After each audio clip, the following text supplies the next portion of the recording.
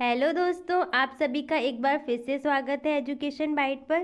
Science की last video में हमने थर्ड चैप्टर स्टार्ट किया था, रिप्रोडक्शन इन प्लांट्स, जिसमें हमने कुछ टॉपिक्स कंप्लीट कर लिए थे। फर्स्ट था हमारा पुष्प और पुष्प के भाग, सेकेंड था प्रजनन क्या होता है, इसके बाद प्रजनन के प्रकार पढ़े थे जिसमें हमने सेक्सुअल रिप्रोडक्शन को कंप्लीट किया था। उसके बाद हम आए थे परागण और निषेचन पर। आज की वीडियो में हम बीज क्या होता है, इसके बाद बीज का अंकुरण, बीज का प्रकीर्णन, और फिर हम आएंगे एसेक्सुअल रिप्रोडक्शन पे, और उसके बाद वेजिटेटिव रिप्रोडक्शन पढ़ेंगे। तो चलिए स्टार्ट करते हैं। लास्ट वीडियो में हमने देखा था कि बीज कैसे बना था। जब नर युग्मक मादा युग्मक से मिला था, वहाँ पे फर्टिलाइजेशन हुआ था, उसके बाद जायगोट बना था, और वही हमारा विकसित होकर आगे किस में चेंज हो गया था, बीज में। बीज पौधे का अत्यंत छोटा जीव है, ये सबसे छोटा पार्ट होता है पौधे का, और इसमें एक वयस्क पौधे के संपूर्ण अंग लघु रूप में पाए जाते हैं, क्योंकि बीज ही हमारा आगे चल के एक बड़े पौधे का निर्माण करता है। बीज का निर्माण गर्भाशय में होता है, और ये वाला पॉइंट आपको ध्यान रखना है कि बीज को सुसुप्त पौधा भी कहते हैं। बीज शांत अवस्था में रहता है, लेकिन जब वो अंकुरित होगा तब आगे चल के उससे एक पौधे का या मतलब बड़े पेड़ का निर्माण होगा। किससे? बीज से। बीज दो प्रकार के होते हैं, एक बीजपत्री और द्विबीजपत्री। आपको शब्दों से ही समझ में आ रहा होगा, जिसमें एक बीजपत्र होगा, और द्विबीजपत्री जिसमें दो बीजपत्र होगा। कैसे? आपने इमली शायद देखी होगी। अगर कभी इमली के बीज को मिट्टी में डाला है और उससे अगर पौधा अगर उगा है, तो आपने देखा होगा उसमें दो बीजपत्र कुछ इस टाइप से होते हैं। मटर देखी है? मटर को अगर हम तोड़ के देखते हैं तो उसमें दो पार्ट में डिवाइड हो जाती है अलग अलग, वो उसी को द्विबीजपत्री कहते हैं। और जिसमें केवल एक बीजपत्र पाया जाता है वो हमारा एक बीजपत्री होता है। तो एग्जाम्पल देख लीजिए, एक बीजपत्री में मक्का, बाजरा, गेहूँ और चावल आते हैं आपके। अगर इनको आप तोड़ना चाहेंगे तो ये इक्वल इक्वल पार्ट में कभी नहीं टूटेंगे, टेढ़े मेढ़े टूट जाएंगे। जबकि द्विबीजपत्री में क्या है, वो अपने आप ही दो बराबर पार्ट में डिवाइड हो जाते हैं। जैसे चना, मटर, सेम, ये सब आपके सामने एग्जाम्पल है। अगर आप चाहिए तो इनका प्रैक्टिकल घर पे भी कर सकते हैं। चना ले लो, मटर ले लो, अगर इनको तोड़ेंगे तो ये अलग अलग पार्ट में डिवाइड हो जाते हैं। इनमें दो बीज पत्र हम देख सकते हैं साफ साफ। डायग्राम से देख लेते हैं। ये आपका द्विबीजपत्री है, जिसमें आपका एक बीजपत्र ये है और दूसरा बीजपत्र ये है। इसमें आपकी दो चीज़ें इंपॉर्टेंट है, एक है आपका मूलांकुर और दूसरा है प्रांकुर।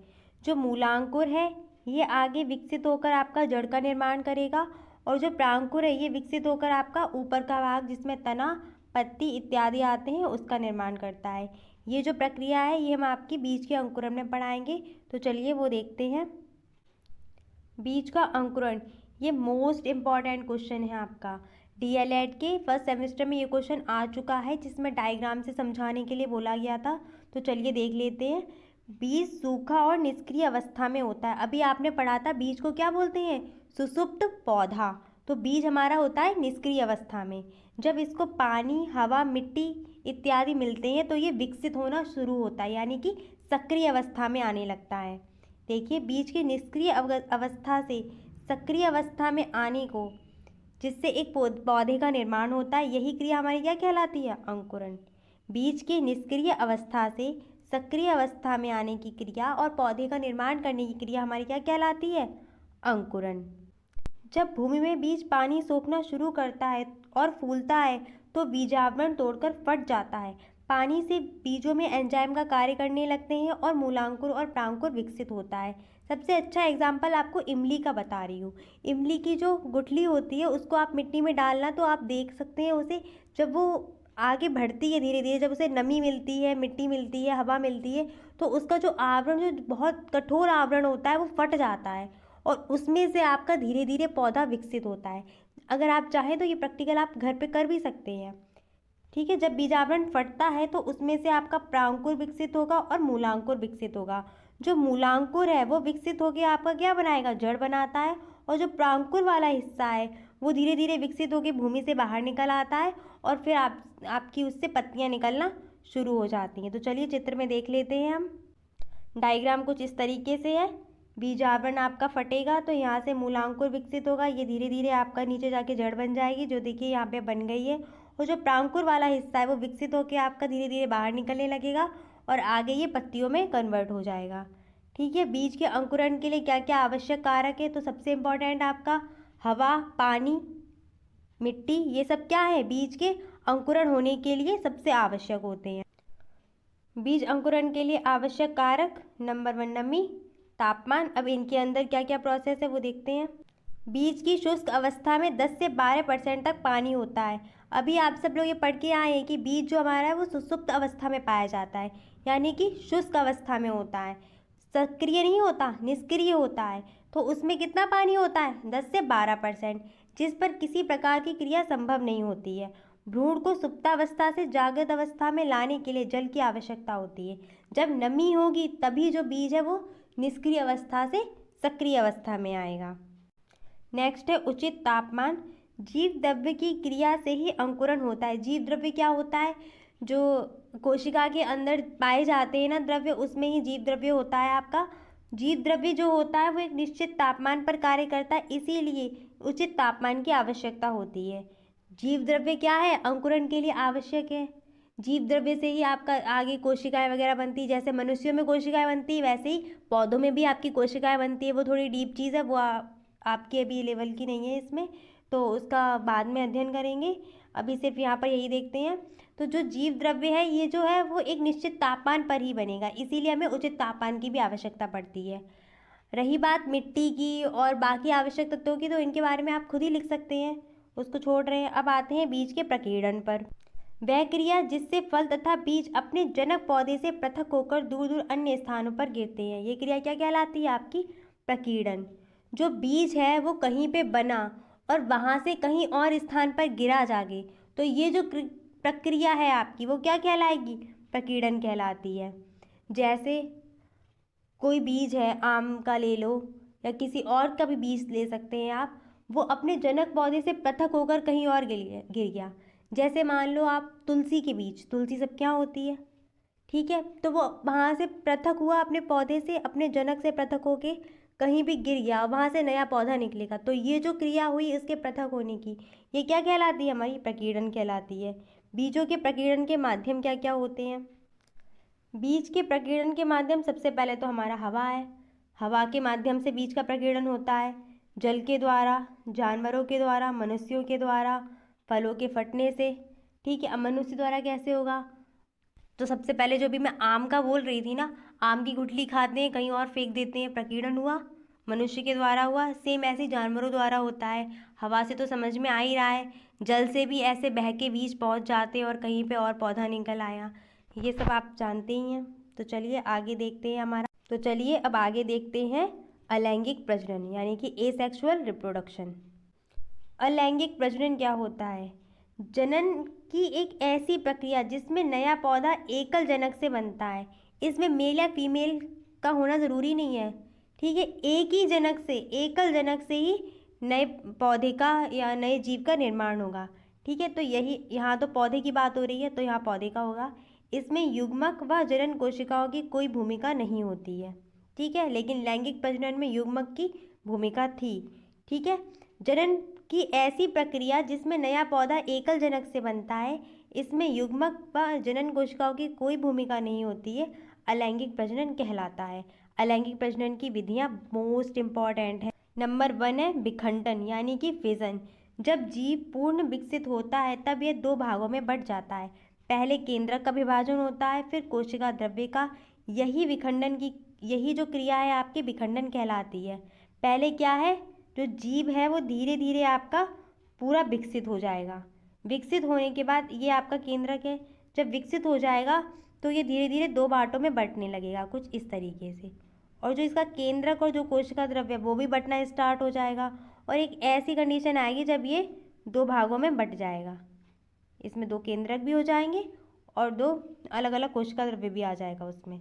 ठीक है, यही क्रिया आपकी क्या कहलाएगी? फिजन, यानी कि विखंडन। ये एक कोशिकीय में होता है। नेक्स्ट है हमारा मुकुलन। मुकुलन तो मोस्ट इम्पॉर्टेंट है, सीधे से पूछा भी जाता है कि निम्न में से किस में मुकुलन की क्रिया होती है या किस में नहीं होती है। तो शरीर पर एक बल्ब की तरह संरचना बनती है जिसे मुकुल कहते हैं।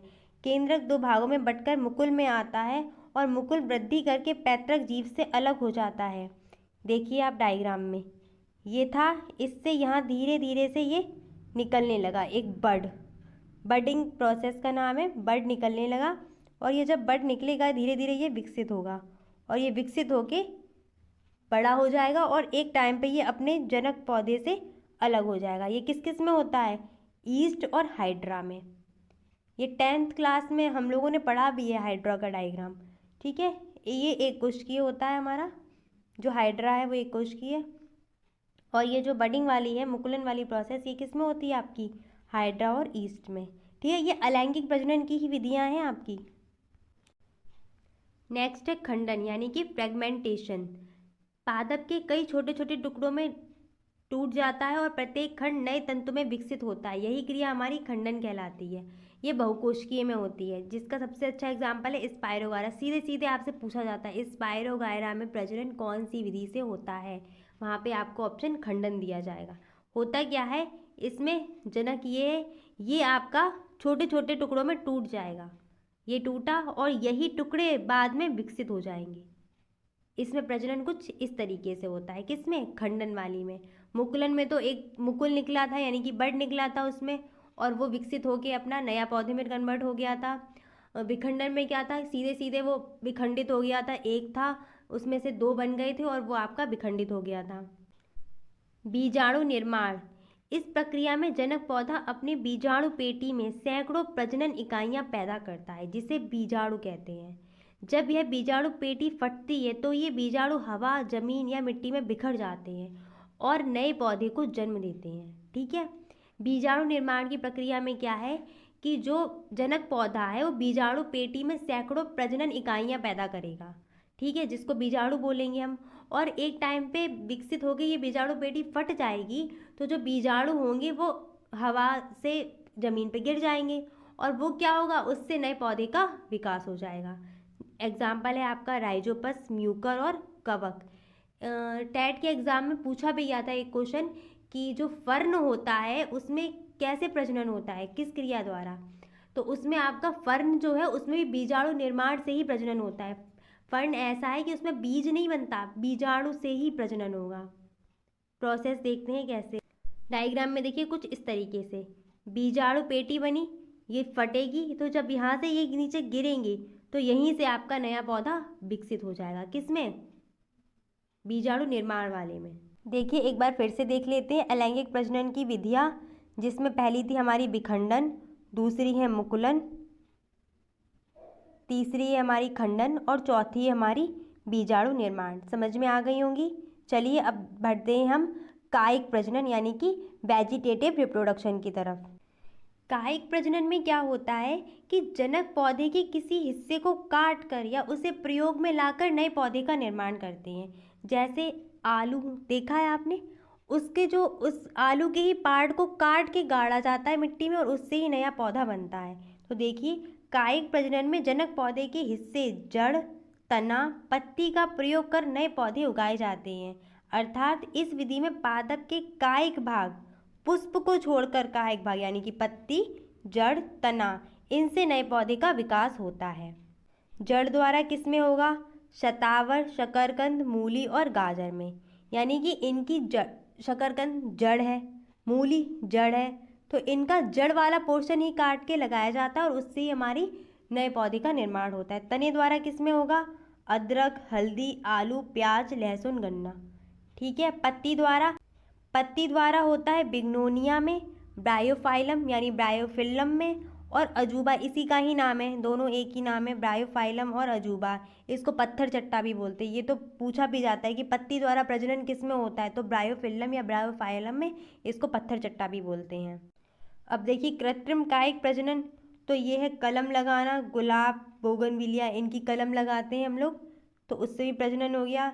लेयरिंग करना, चमेली और स्ट्रॉबेरी इनमें लेयरिंग करते हैं। ग्राफ्टिंग करना, तो ग्राफ्टिंग आपने देखा होगा जब नई प्रजातियां पैदा करनी होती हैं, जैसे गुलाब का ही आप फूल ले लीजिए, लाल रंग का है और हमें पिंक कलर का बनाना है, तो हम अगर वाइट कलर के गुलाब की कलम को उसमें ग्राफ्ट कर देंगे तो जो उनके मेल से जो बनेगा नया पुष्प जो निकलेगा वो हमारा पिंक कलर का हो जाएगा। कुछ इस तरीके से जो कृत्रिम तरीके से की जाती है ग्राफ्टिंग, उस कृत्रिम तरीके से जो नए पौधे बनाए जाते हैं वो हमारी ग्राफ्टिंग में आ जाते हैं। आज की वीडियो में साइंस का 3rd चैप्टर कंप्लीट हो चुका है। नेक्स्ट वीडियो में हम साइंस का 4th चैप्टर पढ़ेंगे जो फिजिक्स का है आपका भौतिक मापन। अगर आज की वीडियो में कुछ समझ में नहीं आया हो या कोई क्वेश्चन हो आपका तो आप कमेंट सेक्शन में टाइप कर सकते हैं। And thanks for watching. Please subscribe my channel. Bye bye, take care.